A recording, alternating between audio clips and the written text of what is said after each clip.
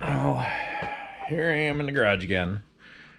Um, so on the continuing saga of things to repair on the Acadia, the windows started giving me problems. There was a couple windows that I couldn't roll down from the driver's side controls. Uh, I could roll them up, which was kind of weird. If someone on the passenger side rolled the two passenger windows down, I could roll them back up, but I couldn't roll them down. The driver's side rear window, I had full control over, and then I lost control of the driver's side front window altogether. I couldn't go up or down or anything.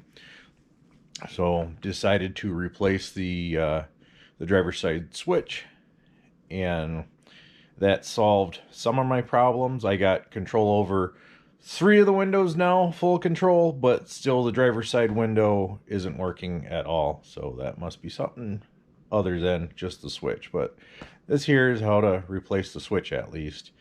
And if you ever have problems with the windows going up and down, it was like $110 part for the window control switch. And it's not super hard to install, so give it a shot.